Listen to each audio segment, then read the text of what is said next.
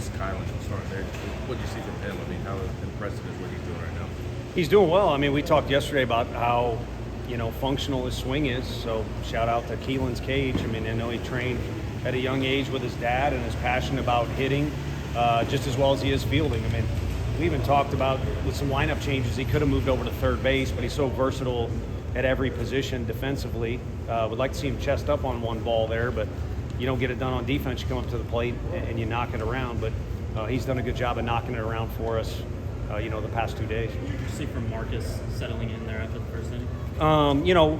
Just a more mature Marcus Phillips, to be honest with you. His presence was good throughout the whole first inning, even though it wasn't ideal. There was a couple things that happened that could have made it go differently, but the bottom line is he made the best of a bad set of circumstances.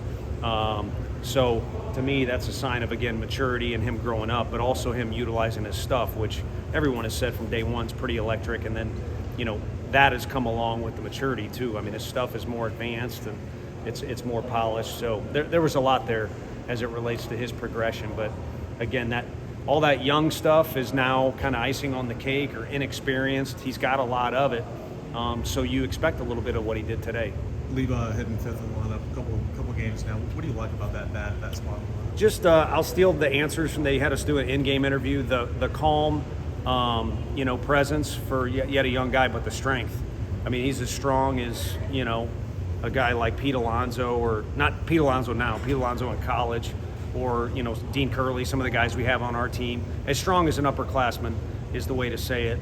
But for a freshman, just has a calm about him, and I think they really all do. I mean, Krenzel, the way he finished the game, I mean, part of that is, speaking of dads, he can rely on his dad's sports experience, but there's some talent in that group, but there's a unique sense of calm or composure that normally freshmen don't have, and some of them need to jump on board. Abraham showed it today. Most of them haven't. So in order to fit in that group and get on the field, you need to, and the skill set's definitely there. What do you like about Sharp right now, what he's shown so far this season? He likes to compete. I wish, if I was a poet, I wish he'd like to eat, because he could get a little bit more physical for a kid that's in his second year. But he's also a high-energy kid that burns a lot of calories running around the outfield. He's a two-way guy for us legitimately. I really like his swing. But we know his stuff is there. He's a potential draft pick as a pitcher on the mound out of this city from the Woodlands High School. They got a proud tradition, and he's one of the better ones they've ever had there. So, again, that talent has always been there. But he just really likes to compete, and I think some guys can take a page out of his book.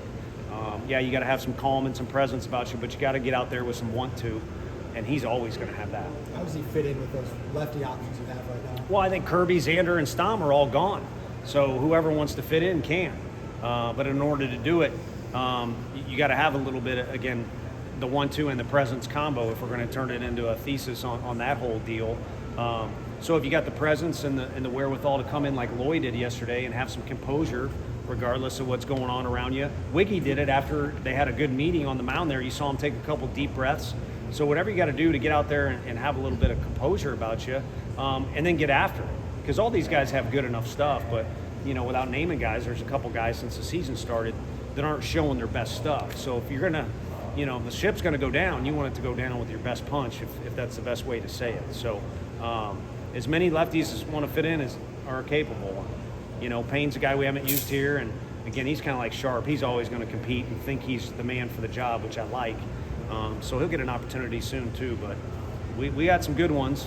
I'm glad we don't have to listen to Xander or Stom anymore. We don't have an option with Kirby, but there's availability. I know he pitched last night, but how is Tanner Franklin different from when he got on campus to where he is now? Yeah, we chatted after everyone walked away here. Some of the other media members just talked about how from one semester his body changed completely, and I think your body, you don't have to be a model to get out there and perform, but you got to be strong enough to have body control, and you got to be in good enough shape to be able to withstand the amount of effort required over an outing or multiple innings or a whole season. And then two, once you have all that great package that I think our nutritionist and our strength coach help with so much, then you got to let it work. And right now he's throwing the ball real free and easy. And certainly, getting him out here, I could just be honest with you, it's like, okay, big league ballpark, a lot of media hype to it, great competition, kind of a regional / Hoover vibe to it. how are guys like Breedlove and you know, Franklin going to handle it? And those two handled it. Pitching plans for tomorrow? Honestly, don't have any. We don't have any strategy to it. We know Arizona's good, but it'll have a little bit more to do with what we're looking to accomplish and what we have available. So just more of a conversation as opposed to an all-out strategy meeting. But we honestly came into the weekend and had a scout ask and laughed at me. I said we were just kind of pretending like Sunday didn't exist. And that's kind of who we are right now. It ties into the conversation we were having about there's a lot of availability, there's a lot of options, but there's got to be a meeting there. And, you know, some guys have shown, hell, we got two guys shown they can fully fill that left field void.